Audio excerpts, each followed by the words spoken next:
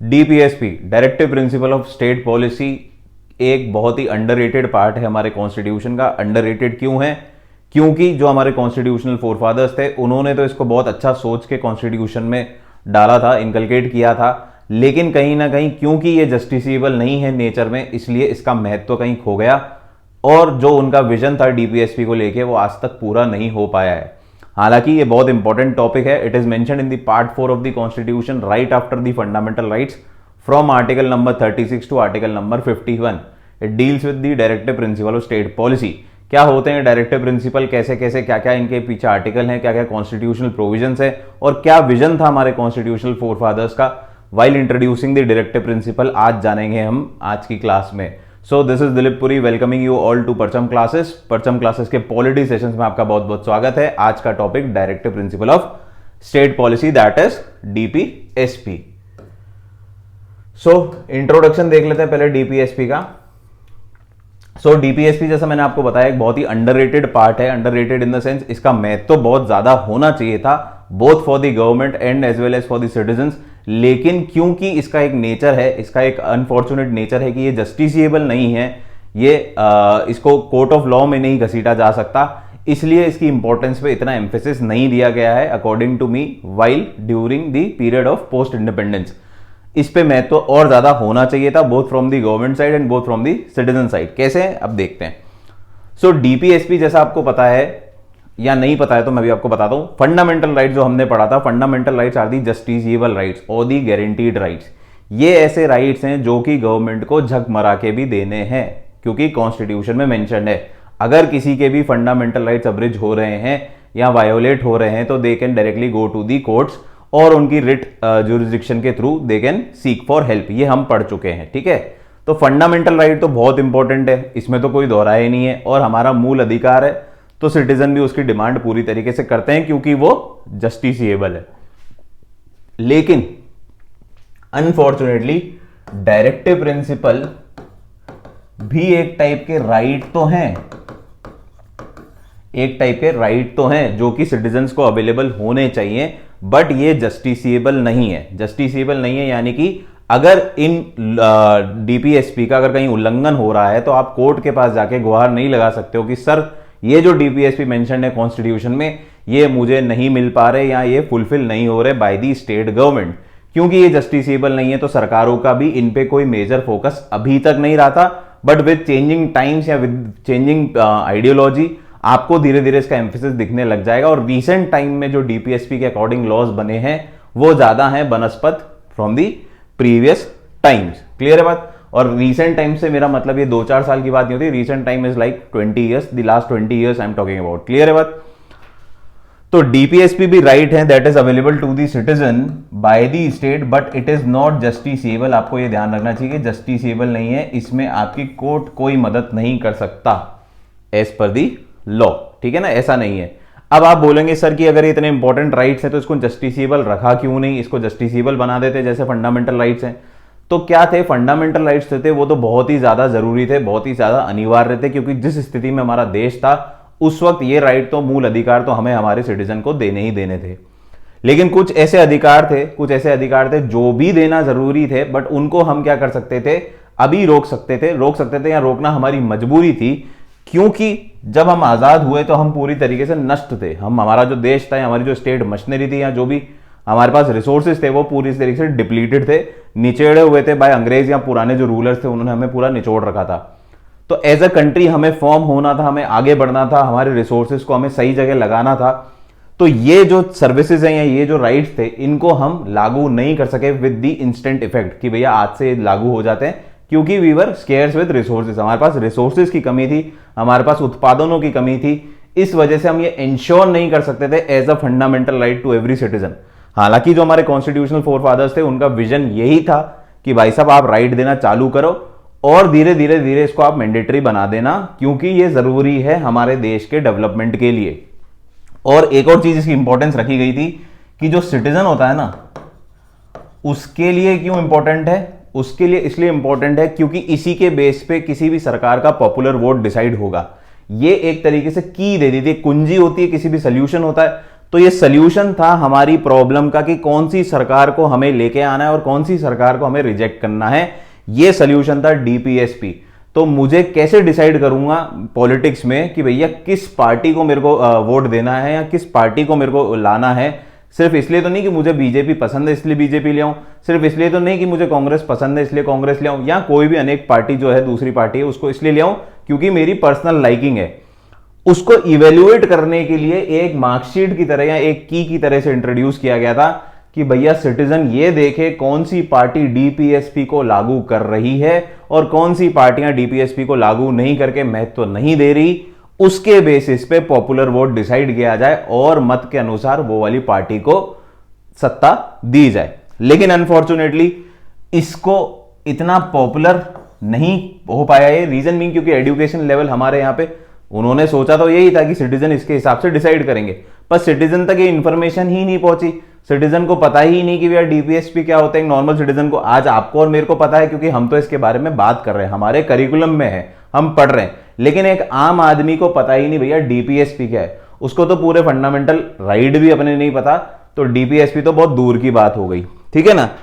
तो डीपीएसपी सबको अवेलेबल होंगे नहीं और लोग उस बेस पर डिसाइड कर नहीं पाएंगे क्योंकि एजुकेशन भी नहीं है कि डीपीएसपी होते क्या है और क्या क्या इसके अंदर लिखा हुआ है।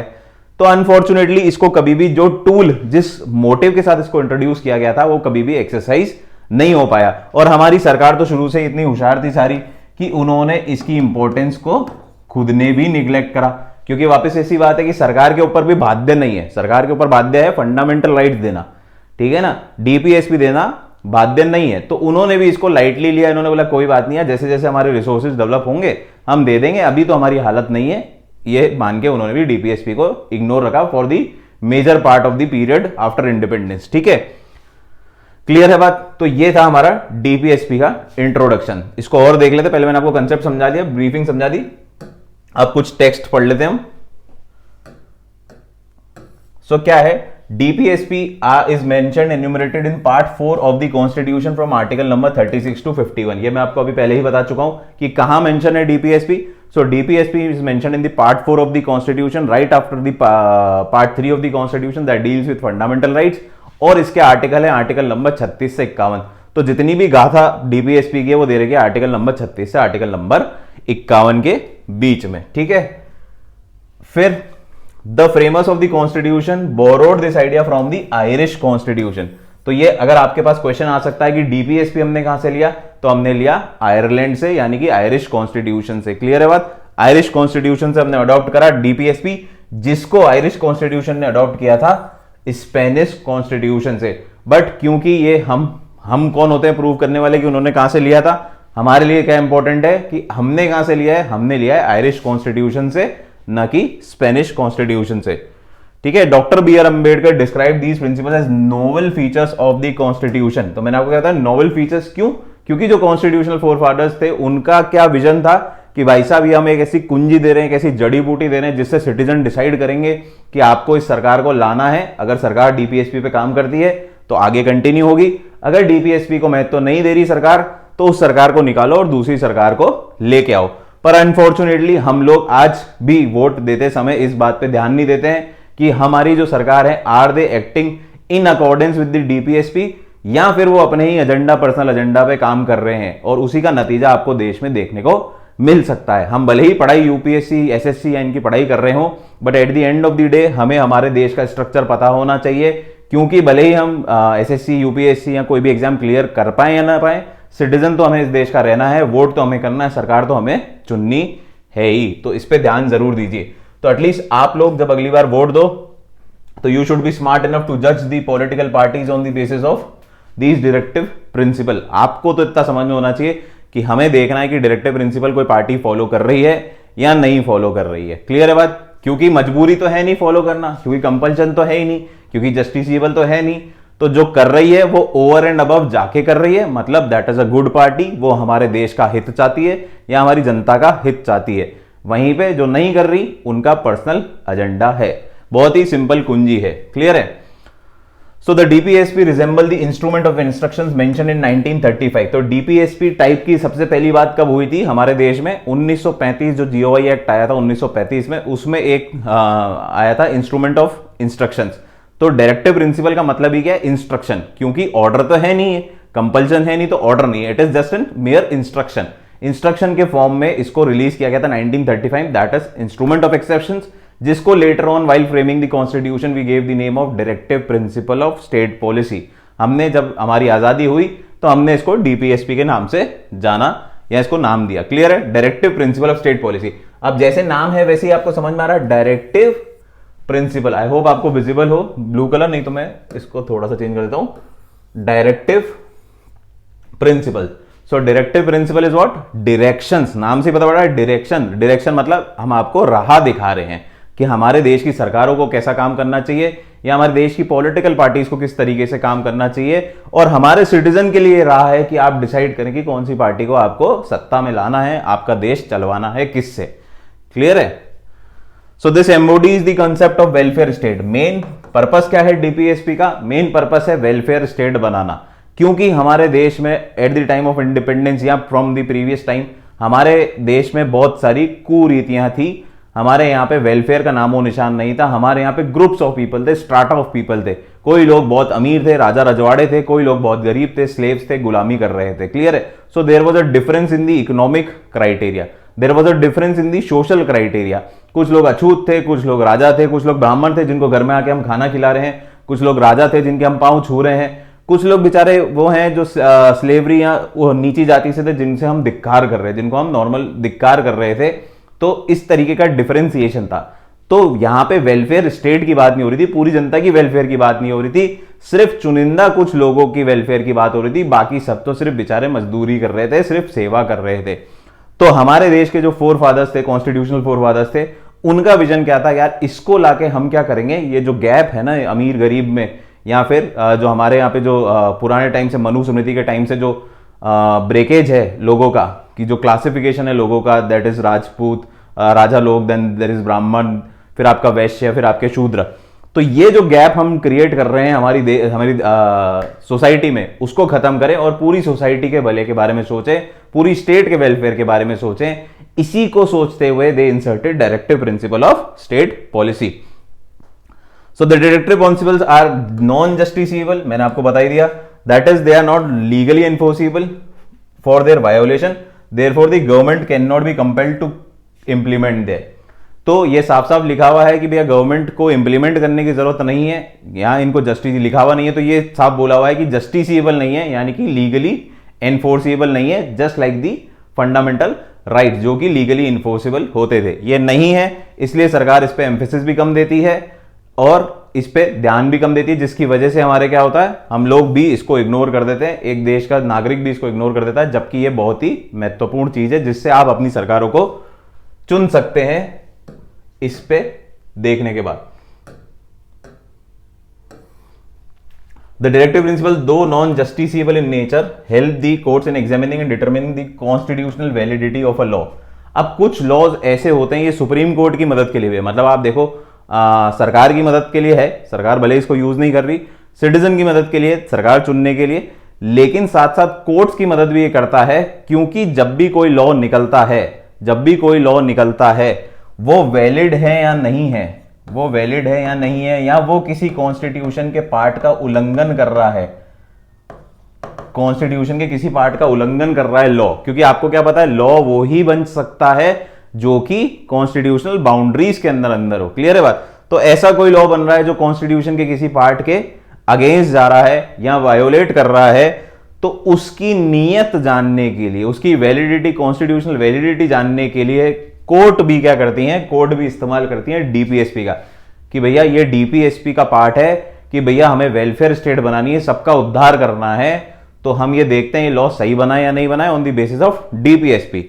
तो जैसे हमारा रिजर्वेशन है या अपलिफ्टमेंट ऑफ वीकर सोसाइटी के लिए जो हम लॉज बनाते हैं, अपलिफ्टमेंट ऑफ वीकर सोसाइटीज या बैकवर्ड क्लासेस के लिए जो हम लॉ बनाते हैं, ये हमारा डीपीएसपी का पार्ट है, भले ही ये हमारे एक फंडामेंटल राइट का वायोलेशन कर रहा है कि that is equality before law, कि हम लोग क्या है, सबको कोई डिस्क्रिमिनेशन नहीं होना चाहिए। पर जब हम अपलिफ्टमेंट ऑफ वीकर सेक्शन के लिए इनको आरक्षण देते हैं या इनको हम सुविधाएं देते हैं, फैसिलिटीज देते हैं, या हम इनको इकोनॉमिक बेनिफिट देते हैं, राशनिंग करते हैं, तो ये सब क्या है, ये डीपीएसपी का पार्ट है। भले ही ये फंडामेंटल राइट को वायोलेट कर रहे हैं, और हमें ये पता है कि फंडामेंटल राइट के वायोलेट करने के कोई भी लॉ अगर फंडामेंटल राइट को वायोलेट कर रहा है तो that is null and void. लेकिन कोर्ट्स वाइल डिसाइडिंग ये क्या देखती हैं कि भैया यार ये कहीं ना कहीं डीपीएसपी को लागू करने के लिए लॉ लाया गया है, तो इसकी पीछे जो नीयत होती है ना वो क्या है, भले करने की नीयत है। डीपीएसपी में भला है, वेलफेयर स्टेट की बात हो रही है, तो नीयत अच्छी है। अगर लॉ इसलिए लाया गया है टू इंप्लीमेंट द डीपीएसपी, तो उसको सुप्रीम कोर्ट जायज ठहरा सकती है। और ऐसे ही कुछ केसेस हम at the end of the chapter भी पढ़ेंगे जहां पे कोर्ट ने ये डिसीजन लिया कि भले ही it is an violation of some kind of constitutional provision, but it is still legal, because पीछे क्या था, डीपीएसपी की नीयत थी, it was meant to promote the welfare state concept by the DPSP. अब क्लासिफिकेशन हमारे डीपीएसपी का कोई भी क्लासिफिकेशन कॉन्स्टिट्यूशन में नहीं दिया हुआ है, ये स्ट्रेट एक टेक्स्ट के फॉर्म में दिया हुआ है in article number 36 to article number 51। कोई भी कैटेगराइजेशन नहीं है, जैसा ये फंडामेंटल राइट्स में कैटेगराइजेशन था, यहां पे कोई भी कैटेगराइजेशन नहीं है। लेकिन फिर भी इसका टेक्स्ट इस तरीके से दिया गया है, उसके बेसिस पे हमने इसको 3 टाइप के प्रिंसिपल में डिवाइड किया है, that is socialist, Gandhian and liberal intellectual. क्या है, सोशलिस्ट, गांधीयन एंड इंटेलेक्चुअल। तो जितने भी हैं आर्टिकल 36 से 51, इनको हमने क्या करा है, इनके टेक्स्ट के बेसिस पे 3 ब्रॉड कैटेगरीज में डिवाइड कर दिया है। एक तो हमारी पढ़ाई भी आसान हो जाएगी, और दूसरी इनका टेक्स्ट ही इस तरीके का है कि आप इसको इसके साथ रिलेट कर सकते हैं। तो 3 है सोशलिस्ट। सोशलिस्ट प्रिंसिपल कौन से हैं, वो प्रिंसिपल जो कि सोसाइटी के बारे में बात कर रहे हैं, वेलफेयर ऑफ द सोसाइटी के बारे में बात कर रहे हैं, सोसाइटी में इनइक्वालिटीज, डिस्क्रिमिनेशन खत्म करने की बातें कर रहे हैं, तो they would be compiled in socialist principles. उसके बाद आते हैं अपन गांधीयन प्रिंसिपल की अगर बात करते हैं, तो गांधी जी की जो आइडियोलॉजी थी, गांधी जी के जो प्रिंसिपल्स थे वायलेट फ्रीडम स्ट्रगल, जो उन्होंने अपने नियम बनाए थे, असूल बनाए थे जब वो अपनी स्वतंत्रता की लड़ाई लड़ रहे थे, तो उसी के बेसिस, उसी की आइडियोलॉजी पे, उन्हीं की आइडियोलॉजी पे जो प्रिंसिपल्स हैं वो हैं गांधीयन डायरेक्टिव प्रिंसिपल। ठीक है ना। फिर तीसरी है लिबरल इंटेलेक्चुअल। ये बेसिकली हमारे देश को आगे की ओर ले जाने की बात कर रहे हैं, हमारे देश को liberal intellectual scientific temper develop करने की बात कर रहे हैं, यानी कि ये प्रगतिशील होने की बात कर रहे हैं, ना कि हमारी पुरानी सभ्यताओं या हमारी जो पुरानी मान्यता है उनमें अटकने की बात कर रहे हैं। तो लिबरलिज्म को फेवर करते हुए ये प्रिंसिपल है जिसको बोलते हैं लिबरल इंटेलेक्चुअल प्रिंसिपल। तो ब्रॉडली 3 कैटेगरी हैं, सारी की सारी ब्रॉडली सोशलिस्ट, गांधीयन और लिबरल इंटेलेक्चुअल। तो अब पहले अपन देख लेते हैं सोशलिस्ट प्रिंसिपल कौन कौन से हैं हमारे। तो सोशलिस्ट प्रिंसिपल की बात करूं तो सबसे पहला आर्टिकल है आर्टिकल नंबर 38। 36 जो आर्टिकल है, article number 36, that deals with the definition of state, जो कि आर्टिकल 12 था इन फंडामेंटल राइट।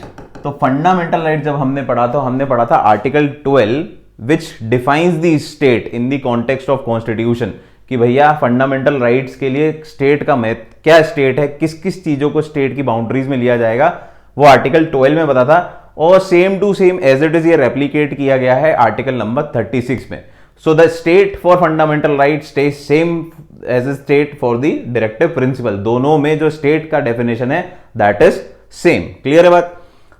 आर्टिकल 36 समझ में आया। 37 कुछ भी नहीं बोलता, ये बस ये बोलता है कि ये जो डायरेक्टिव प्रिंसिपल है they are not justiciable but it will be very important in the governance of a country. क्यों? क्योंकि ये मैंने आपको बताया पॉपुलर वोट, सिटीजन इसके बेस पर डिसाइड करेंगे कि हमें कौन सी सरकार को आगे लाना है या सरकार को टाटा बाय बाय बोल देना है इस बार, अगर उन्होंने डायरेक्टिव प्रिंसिपल पे काम नहीं किया। तो ये था एम्फेसिस या विजन किनका, कॉन्स्टिट्यूएंट फादर्स का। लेकिन अनफॉर्चुनेटली ऐसा हुआ नहीं और ये मेयर तो नहीं, किताब की तरह रह गए या टेक्स्ट की तरह रह गए। इंप्लीमेंटेशन भी हुआ है, बहुत सारी पॉलिसीज, बहुत सारे लॉ इनके बेसिस भी बने, पर जितना वैल्यू एडिशन ये कर सकते थे वो वैल्यू एडिशन ये कर नहीं पाए, और जैसा एक्सपेक्टेड था वैसा अचीव नहीं हुआ with these directive principle. Now comes 38, 36 हो गया, 37 हो गया, अब 38। So this is socialist principle. क्या है, इसको हमने कैटेगराइज करा है सोशलिस्ट। सोशलिस्ट मैंने आपको बोलते क्या हुआ, जो प्रिंसिपल ऑफ सोशलिज्म के बारे में बात कर रहे हैं, जहां पे हम सारी सोसाइटी के वेलफेयर की बात करें, सारी सोसाइटी को एक मान रहे हैं, उस तरीके के जो भी प्रिंसिपल्स हैं वो होंगे हमारे सोशलिस्ट प्रिंसिपल। तो आप इसकी लैंग्वेज पढ़ोगे और आपको समझ में आ जाएगा। देखो पहला keyword, to promote the welfare of the people by securing a social order permeated by justice, social, economic and political, and to minimize inequalities in income, status, facilities and opportunities. Clear है बात? तो ऐसे जो principal है इसमें क्या guidance दी है कि डायरेक्टिव प्रिंसिपल दिए गए स्टेट को कि स्टेट शुड टेक एंडेवर्स, ऐसे प्रयास करने चाहिए which ensures the welfare of the people, जो हमारे देश की सोसाइटी है, देश की जनता है, उनके वेलफेयर के बारे में बात करनी चाहिए। क्लियर है बात? सोशल, इकोनॉमिक, पॉलिटिकल जस्टिस, ये तीनों टाइप के जस्टिस अवेलेबल हो to every citizen of our country. ये डायरेक्टिव प्रिंसिपल है, ये डायरेक्शन है, ये गाइडलाइन है। हालांकि जस्टिसेबल नहीं है, इसलिए आप इस पे लड़ाई नहीं कर सकते, आप इस पे केस नहीं कर सकते, but this is the motive behind article number 38 कि भैया हम सबको socio economic political justice provide कर सकें। ऐसे एंडेवर्स करें, ऐसे प्रयास करें हमारे देश की स्टेट या सरकार कि हमारा जो इनइक्वालिटीज हैं, डिस्क्रिमिनेशन है, वो सब खत्म हो जाए। क्लियर है बात? इनकम स्टेटस की जो डिफरेंस है वो खत्म हो। तो इनकम स्टेटस के डिफरेंस कैसे खत्म होंगे कि हम अमीरों से तो ज्यादा टैक्स लेंगे और उस टैक्स से जो है हमारे जो पैसा इकट्ठा हुआ वो हम हमारी गरीब जनता या जो पुअर या वीकर सेक्शन है उनके वेलफेयर में लगाएंगे। क्लियर है बात? हम महंगी चीजें हैं, जो हैं महंगी चीजें जैसे लग्जरी गुड्स हैं, तो उन पे हम ड्यूटीज एक्स्ट्रा कर देंगे, टैक्सेस ज्यादा कर देंगे। वहीं पे जो सस्ती चीजें, नेसेसिटीज हैं, उन पे हम राशनिंग करेंगे, उनको और सस्ते दामों पे देंगे to the BPL families and other weaker sections of the society. Similarly facilities and opportunities, तो फैसिलिटीज एंड अपॉर्चुनिटी यानी कि जितनी भी फैसिलिटी एंड अपॉर्चुनिटी इस देश में अवेलेबल है, that is available to all the kind of people, सबको अवेलेबल है। Government jobs is available to each and every citizen of this country. Clear है? तो उसमें हम डिफरेंशिएशन नहीं रख के हम क्या करेंगे, अपॉर्चुनिटी सबको देंगे। So the opportunities and facilities are available to everybody. ये हमारे को ध्यान रखना है, हमारी पॉलिसी। ये जितनी भी है, क्या मैंने आपको बताया, गाइडलाइंस है to government, guidelines to government कि भैया आप जो पॉलिसी बनाओगे ना उस वक्त आपको ये ध्यान रखना है, ये डायरेक्टिव प्रिंसिपल आपको ध्यान में रखने हैं। ठीक है? ये आर्टिकल 38। फिर आगे बढ़ते हैं article number 39। So article number 39 says to secure the right to adequate means of livelihood to all citizen. तो सबसे पहली बात तो आपको ऐसे प्रयास करने चाहिए कि हमारे देश के जितने नागरिक हैं उनको रोटी, कपड़ा, मकान, सब चीजें मिलने की अपॉर्चुनिटीज हो या उनको ये अवेलेबल हो जाए। क्लियर है बात? अगर नहीं है तो सरकार उनको कुछ ऐसी सुविधाएं प्रोवाइड कराए कि एटलीस्ट ये इंश्योर हो जाए कि सबके पास रोटी, कपड़ा, मकान है, मीन्स ऑफ लाइवलीहुड है। क्लियर है बात? पहला ये हो गया। फिर the equitable distribution of material resources of the community for the common goods. तो जितने भी फैक्टर्स ऑफ प्रोडक्शन है या रिसोर्सेज ऑफ प्रोडक्शन है, मीन्स ऑफ प्रोडक्शन है, शैल बी डिस्ट्रीब्यूटेड इक्वली। वो सिर्फ अंबानी अडानी के पास नहीं होने चाहिए, वो सबके पास होने चाहिए। तो अब आप बोलोगे सर अंबानी अडानी के पास ही तो है, सबके पास कहां है? पर अपॉर्चुनिटी तो है ना, आपको कोई अंबानी बनने से रोक नहीं रहा ना, आपको कोई अडानी बनने से रोक नहीं रहा। आपकी जितनी औकात है आप आगे जाएं, अवेलेबल है, अपॉर्चुनिटीज हैं, रिसोर्सेज हैं, कोई आपसे छीन नहीं रहा। क्लियर है बात?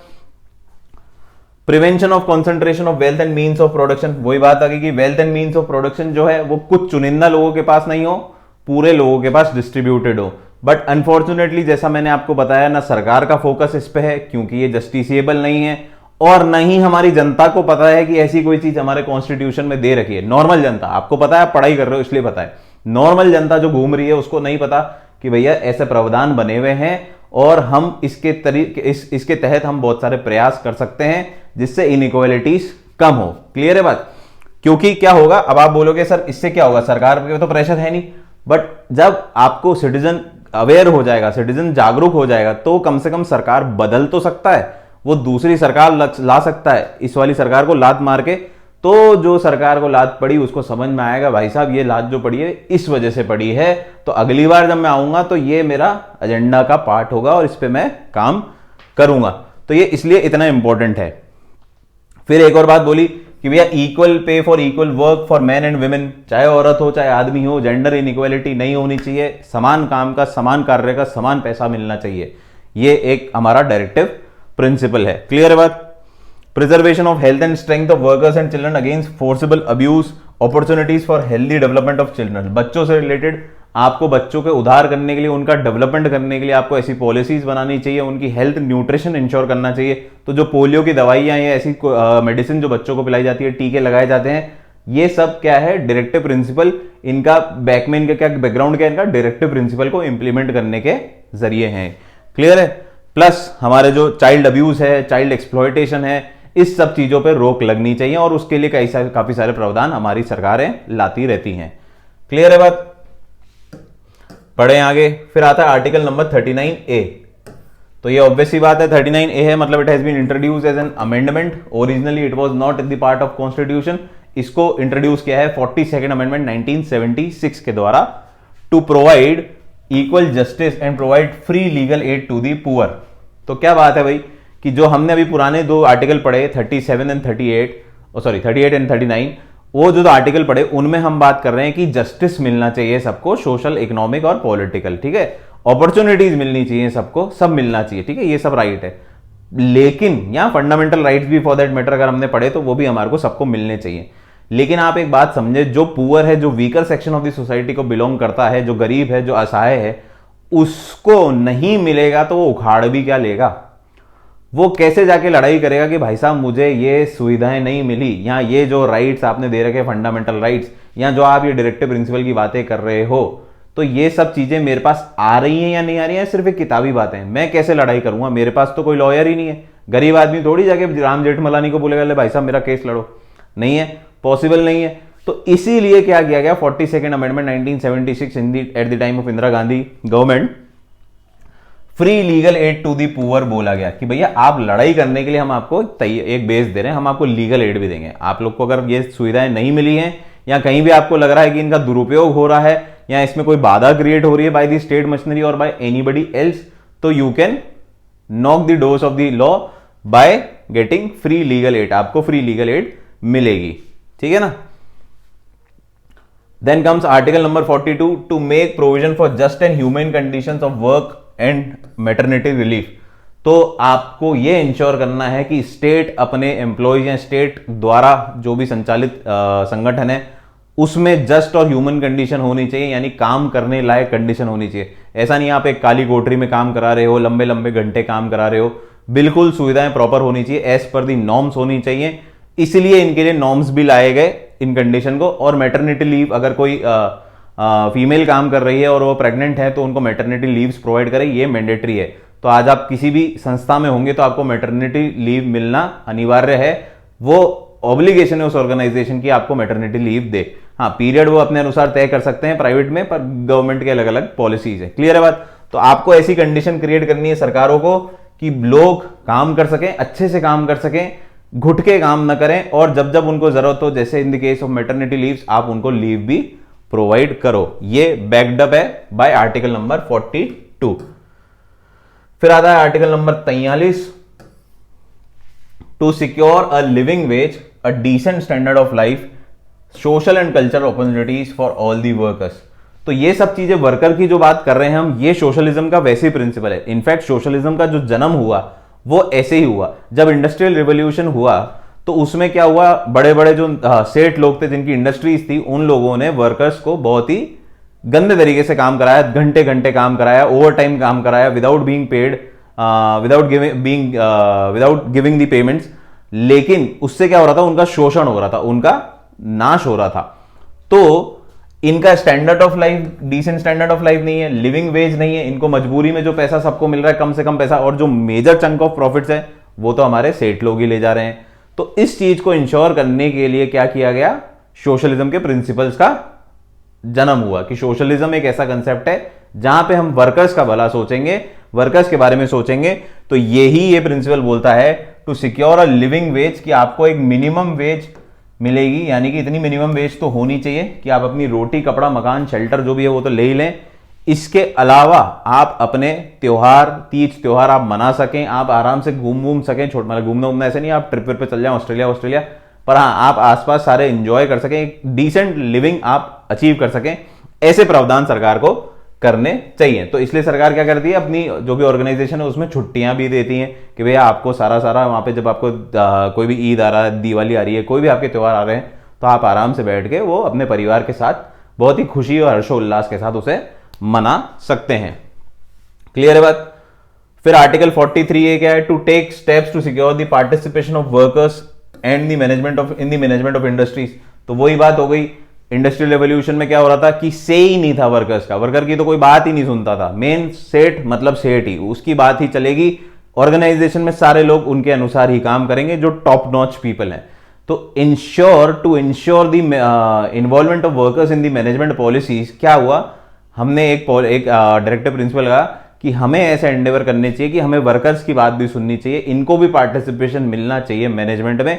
एटलीस्ट जो इनका विभाग है, जो इनका डिपार्टमेंट है, वहां पे तो इनका से हो। हाँ, कोई ऐसे डिसीजन है, मर्जर टेक्निक्स हैं या किसी को मर्ज एक्विजिशन करना है, अमलगमेशन होना है, बड़े लेवल की बोर्ड ऑफ डायरेक्टर्स की बात है, तो उसमें ना इन्वॉल्व हो। But at least the factory area जो है या जहां पे उत्पादन हो रहा है, वहां पे जो मजदूर लोग काम कर रहे हैं या वर्कर जो काम कर रहे हैं, लेबर जो काम कर रही है, उनका कुछ ना कुछ तो से हो।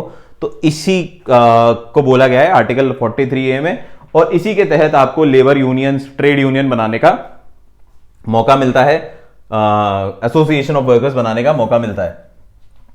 ठीक है।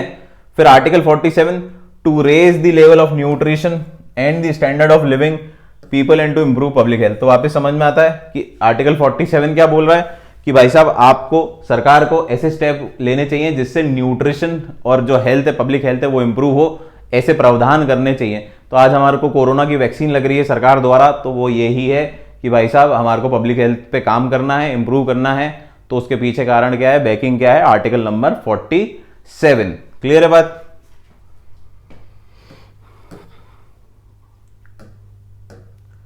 फिर आता है आर्टिकल 40। अब आ गए हम गांधीयन प्रिंसिपल है। तो गांधीयन प्रिंसिपल जनरली मैंने जैसे आपको बताया गांधीयन आइडियोलॉजी पे बेस है। गांधीयन आइडियोलॉजी बोले तो गांधी जी ने जो प्रिंसिपल अपनाते थे जब वो आजादी की लड़ाई लड़ रहे थे, तो उन्हीं से मिलते जुलते प्रिंसिपल पे जो जो बातें कही गई हैं डायरेक्टिव प्रिंसिपल ने, उन्हें हमने कैटेगराइज कर लिया गांधीयन प्रिंसिपल के नाम से। ठीक है। अब क्या है गांधीयन, तो पहले हम क्या करते हैं, गांधीयन प्रिंसिपल में क्या कहेंगे, तो पहले हम गांधी जी को जान लेते हैं। तो गांधी जी कौन है, हमारे बापू हैं, हर नोट पे इनकी फोटो छपी है, यानी कि बहुत ही बड़े इंसान है। क्लियर है बात। लेकिन जब हम फ्रीडम आज की तारीख में बड़े हैं, ऐसे ये पुराने टाइम में बड़े थे, भले ये पहले नोट पे नहीं छपे हुए थे, लेकिन he was a very big shot at that time also. ठीक है ना। तो गांधी जी जो थे ना, भले ही कांग्रेस पार्टी सत्ता में थी, लेकिन वो फिर भी गांधी को फॉलो करती थी, क्योंकि गांधी को एक बहुत ही एमिनेंट फिगर माना जाता था इन दी फाइट फॉर इंडिपेंडेंस। क्लियर है। तो उनके प्रिंसिपल बहुत ही यूनिक थे। यूनिक थे इन द सेंस वो सेल्फ रिलायंस पे बिलीव करते थे। वो ये नहीं सोचते थे कि दुनिया मटीरियलिस्टिक होनी चाहिए या हमें मटीरियलिस्टिक चीजों के पीछे भागना चाहिए और किसी के और उत्पादन में हमारे ऊपर प्रेशर क्रिएट करना चाहिए। आप खुद का प्रोड्यूस करो, आप खुद की चीजें बनाओ, आपस में एक छोटा गांव है, वहीं के वहीं लोग मिलजुल के कुछ चीजें उत्पाद करें, फिर उसको कहीं ना कहीं बेचें, उससे जो पैसा आए आपस में सब बांट के खुश रहें, खुशहाली रहे। ठीक है। कपड़ा भी आप बनाएं, दूध भी आप निकालें, कॉटेज इंडस्ट्रीज भी लगाएं। चक्रा आपको याद हो तो चक्रा वाला जो इनका कंसेप्ट है कि भाई आप घर पे ही खादी का प्रयोग भी करें और उसको बनाएं भी। तो इस तरीके से क्या होता था, गांधी जी के प्रिंसिपल बड़े नेक थे और बड़े सिंपल थे कि भैया शुद्ध और साकार जीवन जियो, आराम से घर में बैठ के रोटी कपड़ा मकान, अपनी गाय बछड़े पालो, पानी दूध निकालो और वहीं पे कपड़ा बनाओ, आप सब मस्त रहो और आपस में मिलजुल के सारा प्रॉफिट अगर कुछ हो भी रहा है तो आप लोग पूरी सोसाइटी मिलके बांट ले। मटीरियलिस्टिक जीवन मत जियो कि हमारे को दूसरों की चीज अडॉप्ट करनी है, दूसरों का कल्चर अडॉप्ट करना है और उसके लिए हम हमारे जीवन को उसको अचीव करने में हमारा जीवन व्यर्थ कर दें। क्लियर है। ठीक है। तो यही कंसेप्ट थे गांधी ने। तो ऐसे मिलते जुलते जो भी कंसेप्ट है ना, उन पे जो बात हो रही है डायरेक्टिव प्रिंसिपल में, उनको हमने कैटेगराइज कर लिया गांधीयन प्रिंसिपल में। तो पहला तो है to organise village panchayat and endow them with necessary powers and authority to enable them to function as units of self government. तो इन्होंने क्या बोला कि आपको जो सेंट्रल सरकार है, हमारे देश की सरकार है, यानी कि जो हेड पे बैठी है, और फिर स्टेट गवर्नमेंट है, लेकिन हमारा देश इतना बड़ा है, एक स्टेट में भी इतने लोग हैं, इतने छोटे छोटे कस्बे गांव हैं कि वो डायरेक्ट मैनेजमेंट नहीं हो सकता उन सरकारों का उन लोगों के लिए। पॉसिबल ही नहीं है कि वहां तक हम रीच रख सकें और उनसे हम बिल्कुल कांटेक्ट में रहें।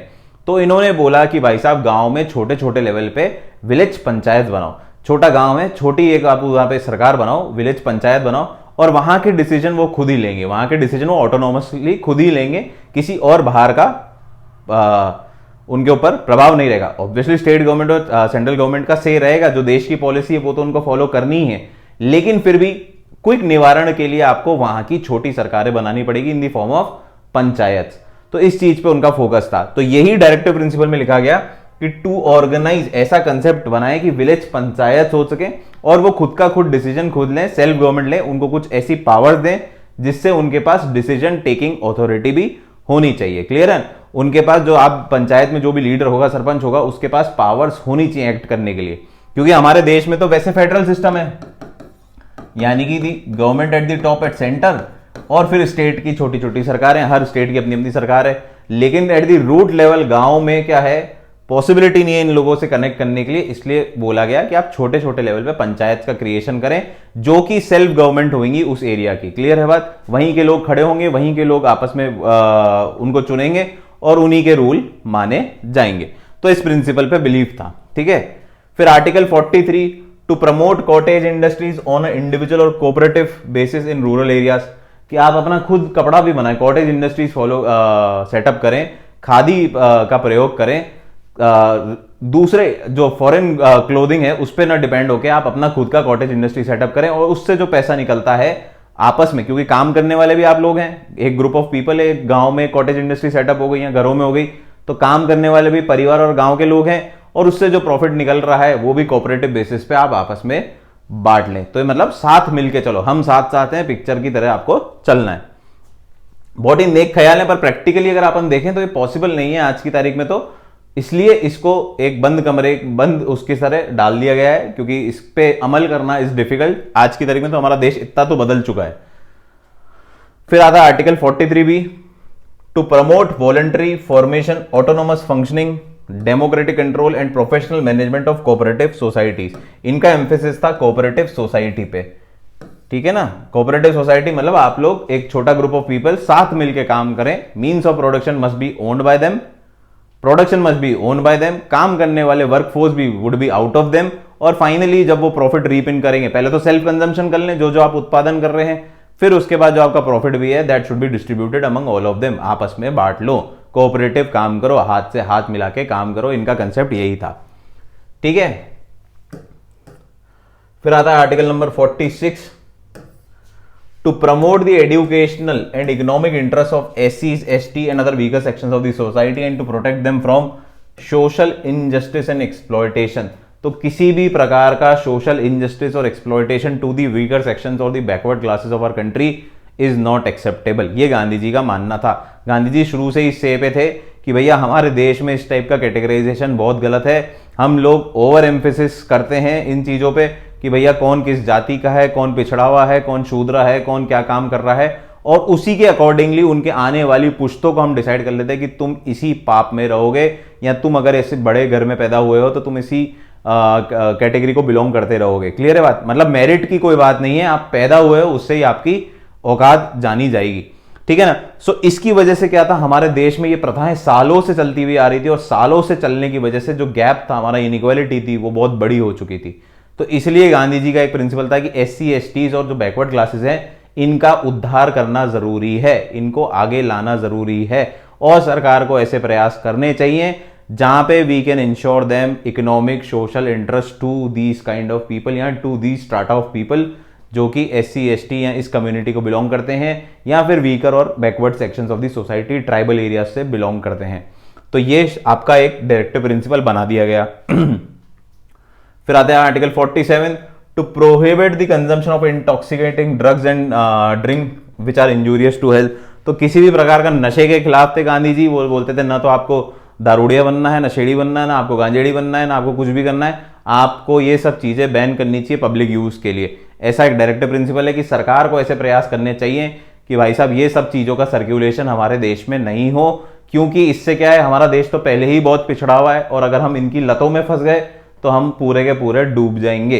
तो इस पे आपको फोकस करना चाहिए। हालांकि अगर आपको फार्मास्यूटिकल यूज, मेडिसिनल पर्पस के लिए इसको यूज करना है तो आप कर सकते हैं, but at the end of the day आपका मोटिव क्या होना चाहिए कि लोगों, आम जनता को इसका यूज थोड़ा सा प्रोहिबिट करें या बैन करें। बट अनफॉर्चुनेटली या फॉर्चुनेटली, जो भी आप बोले, जिससे आपके जैसा शौक, कि ये चीजें इस तरीके से नहीं हुई। और जो दारू है वो तो एक बहुत बड़ा रेवेन्यू सोर्स है हमारी देश की सरकारों के लिए। ठीक है। फिर article 48 to prohibit the slaughter of cows, calves and other milk and draught cattle and to improve their breeds. ये बोला कि भाई साहब आपको ये जो दूध देने वाले जानवर हैं या खेत जोतने वाले जो जानवर हैं, इन सबको इनकी केयर करनी चाहिए रादर देन स्लॉटरिंग देम। इनको काट के खाने से बढ़िया आप इनका यूज करें, ये आपकी मदद करेंगे दूध देने में, आपका न्यूट्रिशन इंश्योर करेंगे, खेती में आपकी मदद करेंगे, एग्रीकल्चर में आपकी मदद करेंगे। तो आपको जो प्रयास करने चाहिए, इनको मारने पे नहीं करने चाहिए, स्लॉटर हाउसेस और इनको रोकना चाहिए और इन चीजों पे फोकस करना चाहिए, इनकी ब्रीड्स को इंप्रूव करना चाहिए, जिससे हम हमारे इंसान के तौर पे इनसे फायदा ले सकें। क्लियर है बात?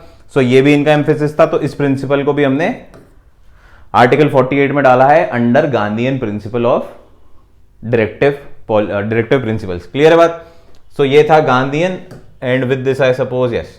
तो आज हम इतना ही करते हैं गांधीयन प्रिंसिपल से। नेक्स्ट लेक्चर में we will start with liberal intellectual principle की आगे की तरफ, आगे देश को बढ़ाने वाली बातें, डायनेमिक कंसेप्ट वाली जो प्रिंसिपल्स हैं उनको हमने कैटेगराइज किया है लिबरल इंटेलेक्चुअल प्रिंसिपल में। आज के लिए इतना। कोई भी डाउट हो तो please drop it down in the comment section. Thank you so much.